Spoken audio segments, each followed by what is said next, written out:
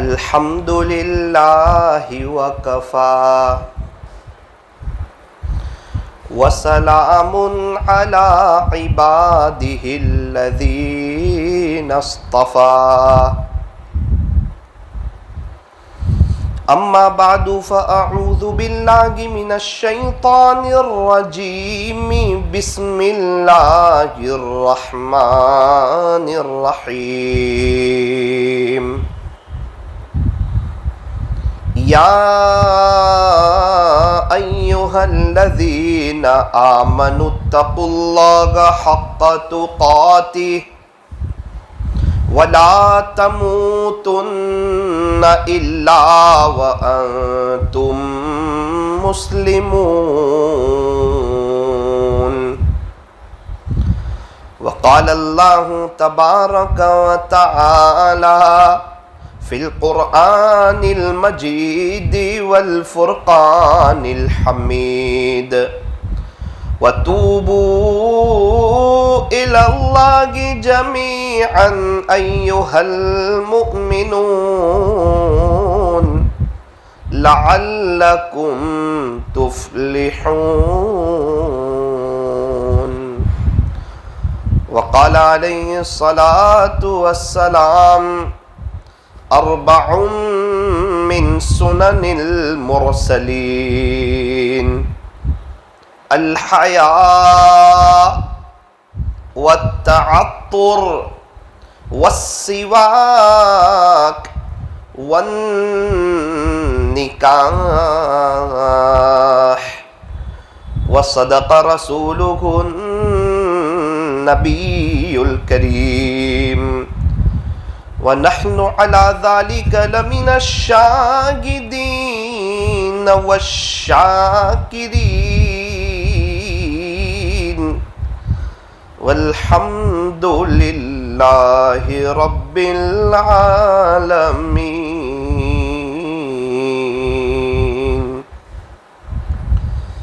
کر لے عبادت جوانی میں،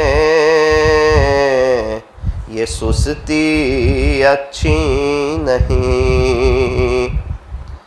کر لے عبادت جوانی میں، یہ سستی اچھی نہیں۔ جب آ جائے بڑھاپا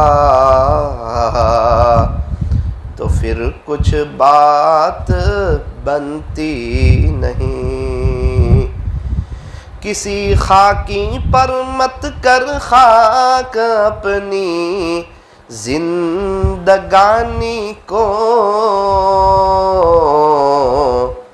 جوانی کر فدا اس پر جس نے دی جوانی کو، جوانی کر فدا اس پر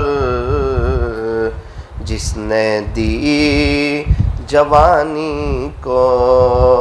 کر لے توبہ، کر لے توبہ، ابھی بھی وقت ہے۔ پھر یہ نہ کہنا کہ حساب بہت سخت ہے۔ پھر یہ نہ کہنا کہ حساب بہت سخت ہے۔ اٹھ بندے باندھ کمر، کیا ڈرتا ہے؟ پھر آگے آگے دیکھ اللہ کیا کرتا ہے۔ اے انسان اب بھی فرصت توبہ ہے، دیر نہ کر، وہ ابھی گرا نہیں، جو گرا پھر سنبھل گیا۔ محبت سے درود پاک پڑھ لیجئے۔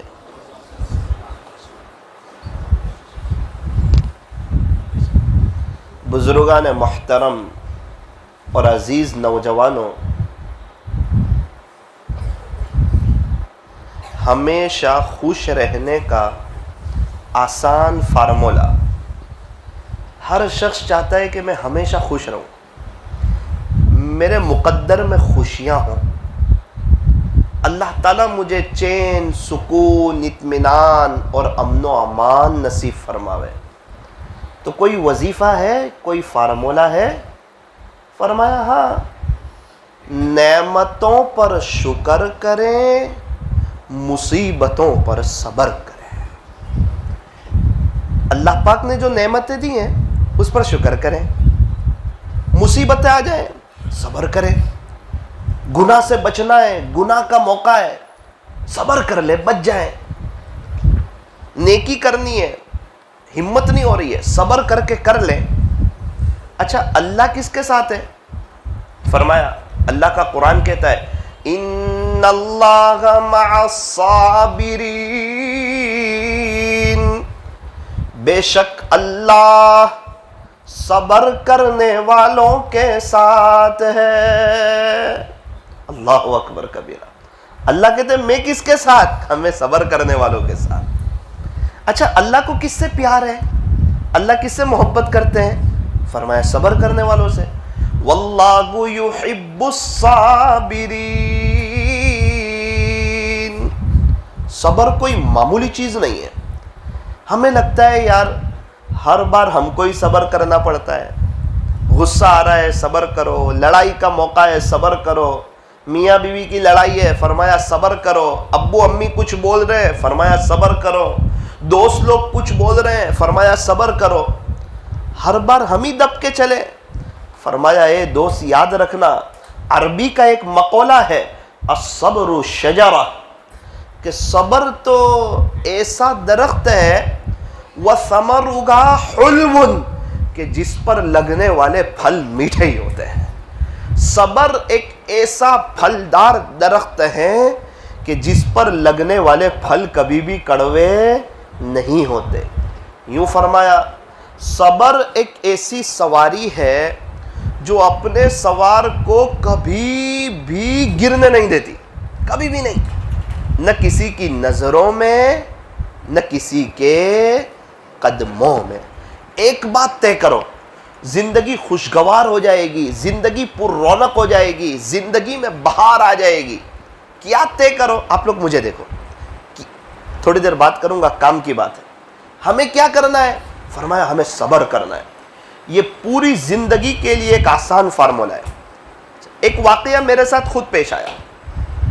ایک آدمی آیا میرے پاس، مولانا صاحب، میں بولا جی میں حج کے لیے جا رہا ہوں، کوئی نصیحت فرما دے. نصیحت تو بڑے لوگ کرتے ہیں لیکن خیر آپ آئے ہو تو ایک کیپسول ملتی ہے، ایک ٹیبلٹ، آپ وہ لے جانا 45 اور روزانہ ایک کھا لینا تو انشاءاللہ آپ کو انرجی ملے گی. تو انہوں نے سوچا کہ واقعتاً کمزوری تو ہے اور سفر بھی حج کا ہے تو کیا بہتر ہو، کوئی بات نہیں مجھے بتا دو، روزانہ ایک کھا لوں گا.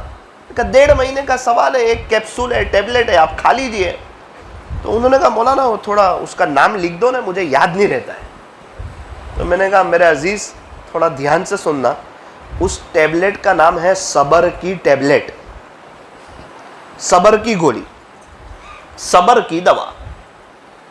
یہ روز یوں سمجھنا کہ ایک میں نے کھا لی ہے، مجھے صبر کرنا ہے. مجھے کمرہ اخیر میں ملے گا، میرا سامان اخیر میں آئے گا، طواف مجھے تھوڑا سا دور سے کرنا ہے اور مجھے کسی سے لڑنا نہیں ہے، پورے سفر میں کسی سے بھڑنا نہیں ہے. یہ میں اللہ کو راضی کرنے کے لیے جا رہا ہوں. تو میرے عزیز یہ صبر کی ٹیبلٹ لے لینا. میں تو کہہ کر بھول گیا. جب میں ایک مسجد میں نماز کے لیے گیا، وہ بندہ حج کر کے آیا، اتنی زور سے میرے سے گلے ملا، معانقہ کیا، کہتا ہے مولانا آپ نے کیا بولا تھا معلوم ہے آپ کو؟ میں بولا مجھے تو نہیں معلوم. آپ نے صبر کی بات کہی تھی. مولانا میرا حج کا پورا سفر شاندار ہو گیا، بہترین ہو گیا، قدم قدم پر اللہ کی نصرت دیکھی ہے، رہبری دیکھی ہے، اللہ کی مدد دیکھی ہے. سب لوگ مجھے کہہ رہے ہیں جدہ میں کہ یار تو سامان لیتا نہیں. میں ان کو کہتا تھا میرا سامان سب سے اخیر میں آئے گا، میں طے کر کے آیا ہوں. مجھے کمرہ سب سے اخیر میں ملے گا، مجھے کھانا سب سے اخیر میں ملے گا. مولانا میں 100 جیمز لے گیا تھا. اب یاد کیسے رہے؟ صبر کرنا ہے. تو روزانہ 1 2 3 کھا لیتا تھا. اور یاد رکھتا تھا کہ میں نے صبر کی دوا کھائی ہے, مجھے غصے نہیں ہونا. مولانا آپ یقین مانیں میرا پورا حج کا سفر بہاروں والا ہو گیا. میں نے کہا میرے عزیز یہ صبر کی ٹیبلٹ صرف حج تک نہیں, پوری زندگی کے لیے ہے. پوری زندگی لے لے, تیری زندگی بہاروں والی ہو جائے گی, دنیا بھی تیرے قدموں میں آئے گی, اور اللہ بھی تجھ سے خوش, اور اللہ کی مخلوق بھی تجھ سے خوش. آج شادی کے بعد بیوی سب کو چھوڑ کے آتی ہے, سب کو چھوڑ کے آتی ہے. شوہر کو چاہیے کہ غصہ کرنا چھوڑ دے. یہ ایک ٹیبلٹ شوہر بھی لے لے. ماشاءاللہ بہت سے شوہر بیٹھے ہوئے ہیں, ضروری نہیں جس کا نکاح ہو رہا ہے وہی شوہر بن رہا ہے. ماشاءاللہ سب کی شادی, اچھا اکثر شادی والے ہیں نا.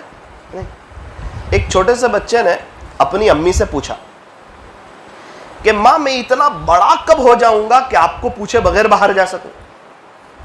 تو اس کی ماں نے کہا بیٹا چپ رہے, ابھی تک تو تیرا باپ بھی اتنا بڑا نہیں ہوا کہ میرے کو پوچھے بغیر باہر جا سکے.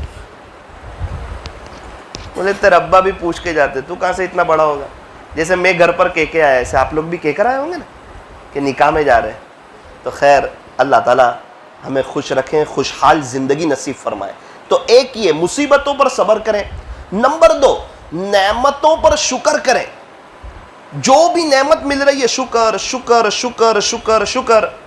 میرے والد صاحب مہاویر ہاسپٹل میں تھے ابھی, تو 15 دن کے قریب مجھے رہنے کا موقع ملا. آپریشن تھیٹر کے باہر, آپریشن کے باہر بیٹھا, آدھے گھنٹے میں 3 لوگ یا 4 لوگ آپریشن کر کے باہر نکلے. وہ دیکھ کے ہل گیا. آئی سی یو روم میں گیا, پورا آئی سی یو روم بھرا ہوا ہے. ڈائیلیسس روم میں گیا, پورا ڈائیلیسس روم بھرا ہوا ہے.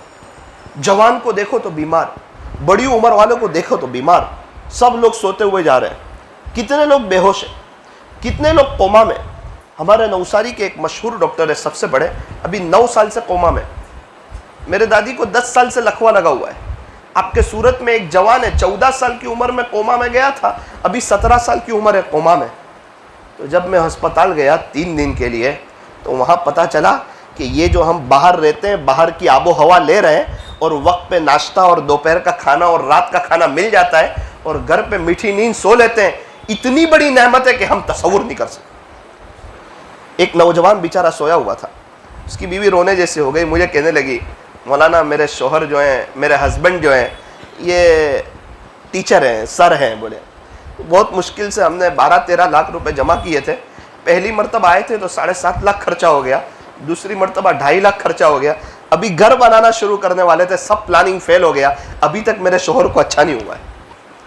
گزشتہ کل ڈائیلیسس میں گئے تھے گھر والے, تو ایک شخص آئے اور کہا 25 سال سے ڈائیلیسس کرا رہا ہوں, 25 ایئرز, ہفتے میں 2 مرتبہ. میرے عزیزو صحت بھی بہت بڑی نعمت ہے. یہ جو باہر گھوم رہے ہیں نا بغیر ٹینشن کے, یہ اللہ کی طرف سے بہت بڑی نعمت ہے. تو کیا ہم اللہ کے شکر گزار بندے نہ بنیں؟ کیا ہم اللہ کو راضی نہ کریں؟ کیا ہم نمازوں کا اہتمام نہ کریں؟ کیا ہم قرآن شریف کی تلاوت نہ کریں؟ کیا ہمارے پاس اللہ کے قرآن کے لیے وقت نہیں ہے؟ رمضان چلا گیا, ہم نے قرآن ایک طرف رکھ دیا, اللہ کو کوئی فرق پڑے گا؟ نہ نہ نہ, اللہ کا قرآن ہمارا محتاج نہیں, ہم اللہ کے قرآن کے محتاج ہے. اگر ہم دین کا کام نہیں کریں گے, اللہ گونگے بہروں کو کھڑا کر دے گا, سماج سے معذورین کو کھڑا کر دے گا, وہ کریں گے اللہ کے دین کا کام. اللہ کا دین ہمارا محتاج نہیں, ہم اللہ کے دین کے محتاج ہیں. میں ابھی سن رہا تھا حضرت مولانا طارق جمیل صاحب کو, ایک چھوٹی سی شارٹ کلپ آئی تھی. او ہو حضرت اس میں مدرسے کے بچوں کو کہہ رہے ہیں کہ بچوں بچوں بچوں بچوں 92 سے میری تہجد ناگاہ نہیں ہوئی. اللہ ہو, یہ کون کہہ رہا ہے جس کی کلپ اتنی چل رہی ہے پوری دنیا میں, جس کے اسوار ہو رہے ہیں, جن کے بیانوں سے ہیرو اور کرکٹر جیسے لوگ توبہ کر کے اللہ کے دین کی طرف آ رہے ہیں, ان کے پاس رات میں اتنی مشغولی کے باوجود, دنیا بھر کے اسفار کے باوجود, ان کے پاس اپنے پیارے اللہ کے لیے وقت ہے. کیا ہم جیسوں کے لیے, کیا ہمارے اللہ کے لیے وقت ہے؟ یا صرف دوست احباب کے لیے ہیں, بزنس کے لیے ہیں, گھر والوں کے لیے ہیں, فیملی کے لیے ہیں, موبائل کو چارج میں لگانے کے لیے ہے, چائے پینے کے لیے ہے, غسل کرنے کے لیے ہے. ہمارے پاس ہر چیز کے لیے وقت ہے. ایک سوال میں یہاں چھوڑ کے جاتا ہوں, کیا ہمارے پاس اپنے اللہ کے لیے وقت ہے؟ اس کے بعد ایک جملہ کہا, دیکھو بچوں بچوں, اپنے مدرسے کے بچوں سے کہہ رہے ہیں 85 سے میری قرآن شریف کی تلاوت ناگاہ نہیں ہوئی. کیا بول رہا ہے بندہ, 85 سے میری قرآن شریف کی تلاوت ناگاہ نہیں ہوئی. میری پڑھائی ہوئی تھی چونکہ مدینہ منورہ میں, تو میں جب پڑھ رہا تھا ایک شخص وہاں آئے, مجھے کسی نے کہا یہ حضرت مولانا طارق جمیل صاحب کے خادم ہیں. کوئی بات نہیں, ملاقات کریں گے. کہا مولانا میں 91 سے ساتھ میں ہوں. اب میں نے کہا میری تو پیدائش ہی 91 کی, آپ 91 سے ساتھ میں ہو, حضرت کا کوئی خاص عمل؟ کہا مولانا 91 سے لے کر ابھی تک میں نے حضرت کی زبان سے کسی کی غیبت نہیں سنی, کسی کی مجال نہیں کوئی کسی کی غیبت کرے. پر کیوں نہیں کرتے غیبت؟ کہا کہ وہ حضرت کے پاس جتنی نیکیاں ہیں نا اس کو بہت کم سمجھتے اور اپنے گناہ کو زیادہ سمجھتے, اس لیے وہ غیبت کر کے اپنی نیکیاں کسی کو دیتے نہیں اور کسی اور کے گناہ لیتے نہیں. وہ نیکیاں ایسی تھیلی میں جمع نہیں کرتے جس میں سوراخ ہو, سب گر جائے. انہوں نے تھیلی کا سوراخ بند کر دیا ہے. وہ اپنی ایک نیکی کسی کو دینے کے لیے تیار نہیں ہے, وہ غیبت نہیں کرتے کسی کی. میں کہا اللہ اکبر کبیرہ, اتنی سب نیکیاں ہیں اور بندے کو آخرت میں ایک ایک نیکی کا پتہ ہے, ایک نیکی دینے کے لیے تیار نہیں ہے اور کسی کا ایک گناہ لینے کے لیے تیار نہیں ہے. اور ہمارے پاس آلریڈی نیکیاں کم ہیں, گناہ بہت زیادہ ہے. رات سونے سے پہلے بیوی کے ساتھ بات کرتے کرتے تھوڑی ابا کو دے دیتے ہیں, تھوڑی امی کو نیکیاں دے دیتے ہیں غیبت کر کے, تھوڑی بہن کو دے دیتے ہیں, بچی کچی اڑوس پڑوس والوں کو دے دیتے ہیں, اور جب کچھ نیکیاں نہ ہیں پھر ہم لوگوں کے اس میں تو گناہ بھی ملتے ہیں, گناہ بھی لے لیتے ہیں. یوں فرمایا غیبت کا حال رومین کی طرح ہے, کرنے والے کو جتنا گناہ سننے والے کو بھی اتنا ہی گناہ. غیبت بڑی سخت چیز ہے. غیبت کے بارے میں جو وعید قرآن کریم میں آئی, اتنی سخت وعید کسی اور چیز کے بارے میں نہیں آئی. یوں فرمایا جس کا خلاصہ, کیا تم میں سے کوئی اپنے مردار بھائی کے گوشت کو کھانا پسند کرتا ہے؟ ایک تو انسان میں بھی بھائی میں بھی مردار, کوئی پسند کرتا ہے؟ اللہ سمجھا رہے ہیں خلاصہ. تو کہا نہیں کرتا. کہا غیبت کرنا اس سے بھی برا ہے, غیبت کرنا اس سے بھی برا ہے. تو میرے عزیزو طے کرو کہ انشاءاللہ صاف ستھری پاکیزہ زندگی گزاریں گے. ایک ہی زندگی ہے, یہ دنیا فانی ہے. ایک بات بتا کر, ایک مثال دے کر اپنی بات کو ختم کرتا ہوں. ایک بادشاہ کے پاس ایک دیہاتی آدمی آیا, بادشاہ کا دربار لگا ہوا ہے. کہا بادشاہ سلامت. بولے جی ہاں. کوئی اپنی درخواست لے کے آیا ہوگا. بادشاہ کی ایک ہی بیٹی تھی, نہ کوئی بیٹے ہیں نہ بیٹیاں, ایک بیٹی ہے. بادشاہ سلامت, بہت معذرت کے ساتھ آپ کے دربار کے آداب کو وجود میں لاتے ہوئے میں ایک بات آپ سے کرنا چاہتا ہوں. فرمائیے. میں آپ کی بیٹی سے شادی کرنا چاہتا ہوں. اچھا, میری شہزادی سے؟ بولے ہاں. کہاں سے آئے؟ دیہات سے آیا میں. اچھا, کیا کرتے ہو؟ لکڑی کاٹتا ہوں. مکان ہے؟ مکان تو نہیں, جھوپڑی میں رہتا ہوں.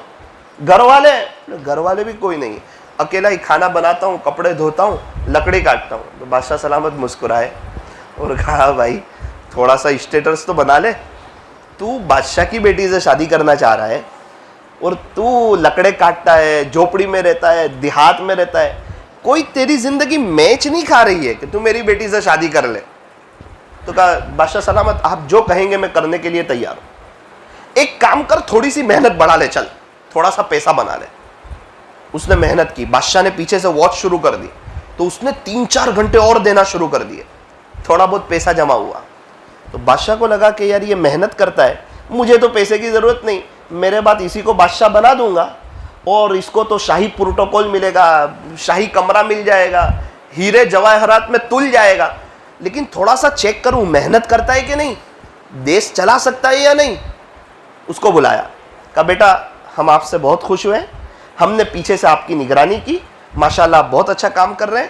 اب سے آپ کو گھر کا کوئی کام نہیں کرنا, ایک کام والی دے دیتا ہوں باندی, وہ آپ کے گھر کے کپڑے بھی دھو دیا کرے گی, کھانا بھی بنا دیا کرے گی. بیٹا تھوڑی سی محنت اور بڑھا لے. جی بادشاہ سلامت ٹھیک ہے, میں تھوڑی سی محنت اور بڑھا لیتا ہوں. اس نے محنت شروع کر دی. 7-8 دن ہوئے, ایک آدمی آیا بادشاہ کے پاس. بادشاہ سلامت, بادشاہ سلامت. بولے جی ہاں. وہ آپ جس کی تاریخ کے بارے میں سوچ رہے ہیں, جو آپ کا داماد بننے والا ہے. کہا جی اس کے بارے میں سنا کہ نہیں آپ نے؟ کہا میں نے تو کچھ نہیں سنا. کہا بادشاہ سلامت اس کا تو باندی سے دل مل گیا اور 4 دن پہلے اس نے نکاح کر لیا اور باندی کے ساتھ زندگی گزار رہا ہے.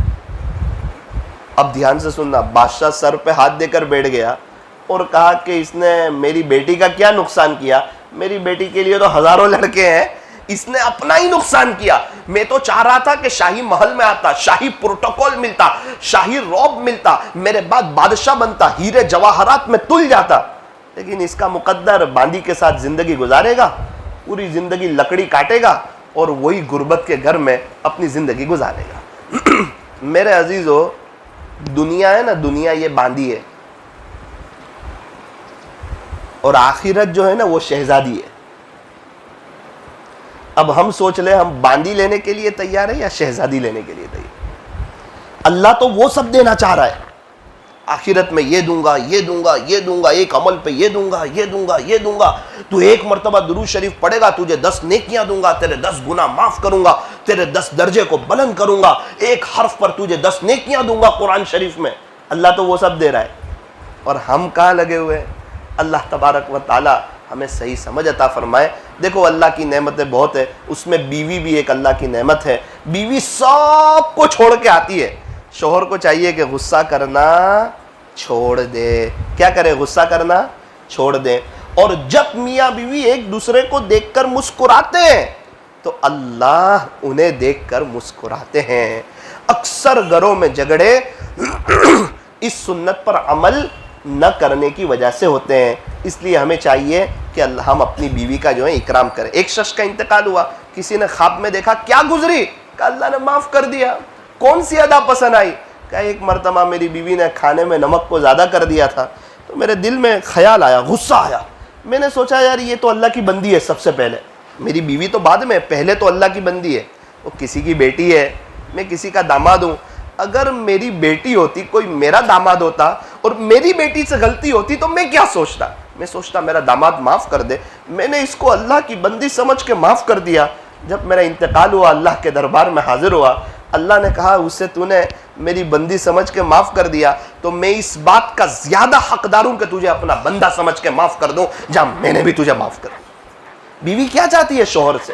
وقت چاہتی ہے, محبت چاہتی ہے, عزت چاہتی ہے, پیار چاہتی ہے. اس کی برکت سے ہماری نظر کی حفاظت ہو رہی ہے, اس کی برکت سے ہماری شرمگاہ کی حفاظت ہو رہی ہے, اس کی برکت سے ہماری آخرت کی تیاری ہو رہی ہے. اور یاد رکھنا, ہماری بیوی کے ذمے ہمارا کھانا بنانا نہیں, ہماری بیوی کے ذمے, میں شریعت کی بات کر رہا ہوں, مسئلہ بتا رہا ہوں, ہماری بیوی کے ذمے ہمارے گھر کی صفائی نہیں, ہماری بیوی کے ذمے ہمارے کپڑے دھونا نہیں, ہماری بیوی کے ذمے ہمارے کپڑوں کو پریس کرنا نہیں, ہماری بیوی کے ذمے ہمارے ماں باپ کی خدمت نہیں. ہماری بیوی, ہمارے یہاں بچہ پیدا ہوا اور وہ کہتی ہے میں اس کو دودھ نہیں پلاؤں گی. شریعت کہتی ہے چل دودھ پلانے والی کو لا اور اس کو بول تیرے بچے کو دودھ پلائے, دودھ پلانے کے پیسے دے. یہ کوئی کام والی تھوڑی ہے, جس طرح تو مرد ہے اس طرح یہ عورت ہے. تو وقتی طور پر اللہ نے تجھے حاکم بنایا ہے. بھائی یہ سب بات گھر جا کے بتانا مت, چائے بائی بن ہو جائے گی. وہ تو میں ایک بتا رہا ہوں کہ یہ کرتی ہے, اس کا احسان ہے, ورنہ پوری زندگی ہمارے ماں باپ کی ایک چمچ نہ اٹھائے. گنہگار نہیں ہے, اس کے ذمہ نہیں ہے, ہمارے ذمہ ہے, شوہر کے ذمہ ہے, ہمارے ماں باپ ہے. خیر, لیکن وہ جو کرتی ہے اس کا احسان ہے. اگر ہم وقت دیں گے, یاد رکھنا گھر میں بہار آ جائے گی, گھر میں سکون ملے گا, گھر میں محبت ملے گی. ایک بڑا طبقہ ہے کہتا ہے مولانا میری بیوی میری بات نہیں سنتی, میرے بچے میری بات نہیں سنتے. میرا عزیز یاد رکھ, جو اللہ کی نہیں سنتا اس کے گھر والے بھی اس کی نہیں سنتے, اور جو اللہ کی سنتا ہے جنگل کے جانور بھی اس کی سنتے ہیں. یوں فرمایا تم اللہ کی سنو تمہاری سنی جائے گی, تم اللہ کی مانو تمہاری مانی جائے گی. شادی میں آ گئے کیا بات ہے, مولانا کنکوتری آئی تھی, آنا پڑے ورنہ برا لگے.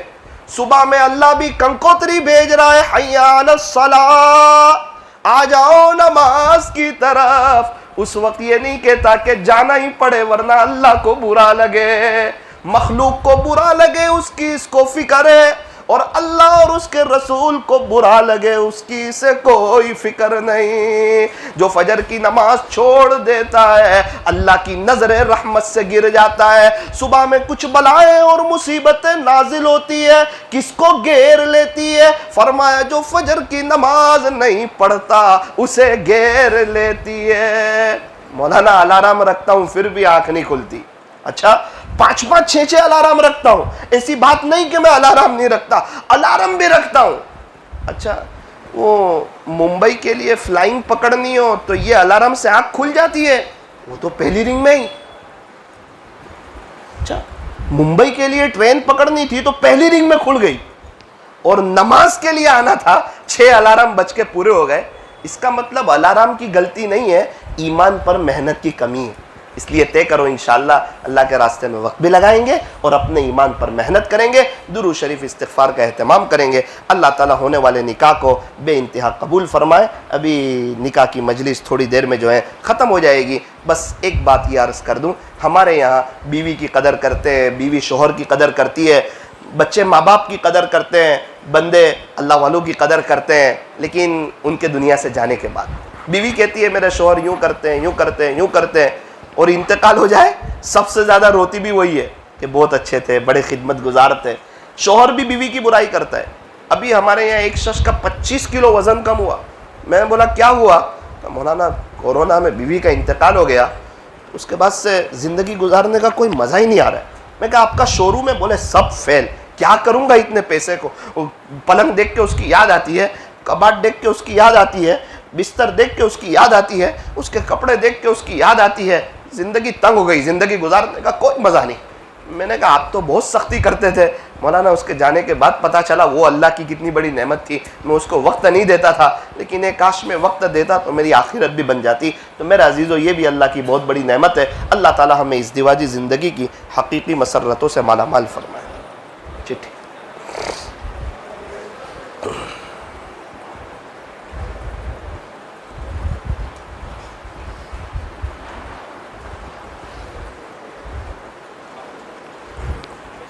عرب آ جائیے ماشاء اللہ.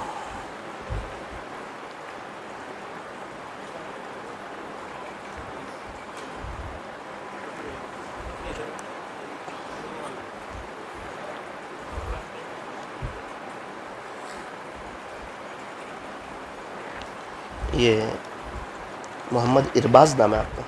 محمد ارباز، محمد عمران ناتال والا. اچھا ماشاء اللہ. وکیل محمد شفیع غلام نبی شیخ. اچھا ماشاء اللہ، آپ وکیل، آپ ہی کی بیٹی ہے نا؟ اللہ مبارک فرمائے.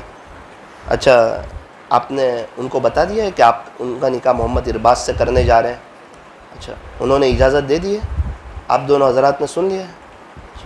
دولہے میاں خوش ہو جاؤ. گواہ فیروز احمد عبد الغفار ناتال والا. اچھا ماشاء اللہ آپ ہو.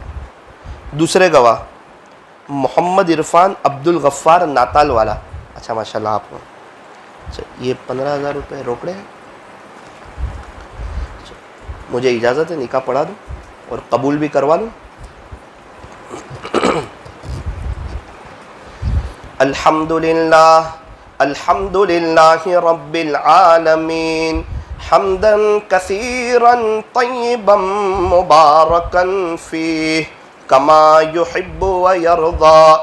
اشہد ان لا الہ الا اللہ وحدہ لا شریک لہ فی الخلق والامر واشہد ان سیدنا وسندنا وحبیبنا وخلیلنا ومولانا محمدا عبدہ ورسولہ المبعوث الى الاسود والاحمر المنعوت بشرح الصدر ورفع الذکر صلی اللہ علیہ وعلا آلہ واصحابہ وبارک وسلم تسلیما کثیرا کثیرا. اما بعد فاعوذ باللہ من الشیطان الرجیم بسم اللہ الرحمن الرحیم. یا ایہا الذین آمنوا اتقوا اللہ حق تقاتہ ولا تموتن الا وانتم مسلمون. وقال اللہ تبارک وتعالی فی القرآن المجید والفرقان الحمید. یا ایہا الذین آمنوا اتقوا اللہ وقولوا قولا سدیدا یصلح لکم اعمالکم ویغفر لکم ذنوبکم ومن یطع اللہ ورسولہ فقد فاز فوزا عظیما. صدق اللہ مولانا العظیم. وقال علیہ الصلاة والسلام یا معشر الشباب من استطاع منکم الباءة فلیتزوج فإنه أغض للبصر وأحصن للفرج ومن لم يستطع فعليه بالصوم فإنه له وجاء. رواہ البخاری ومسلم. وقال علیہ الصلاة والسلام تزوجوا الودود الولود فإني مكاثر بكم الأمم. وقال عليه الصلاة والسلام أربع من سنن المرسلين الحياء والتعطر والسواك والنكاح. فإلى أصل الخصال وإلى حسن الإسلام يا إخوان. ويكفي لنا ولكم أنه صفة من صفات الأنبياء وصلوات الله وسلامه عليهم جميعا. سبحان ربك رب العزة عما يصفون وسلام على المرسلين والحمد للہ رب العالمین.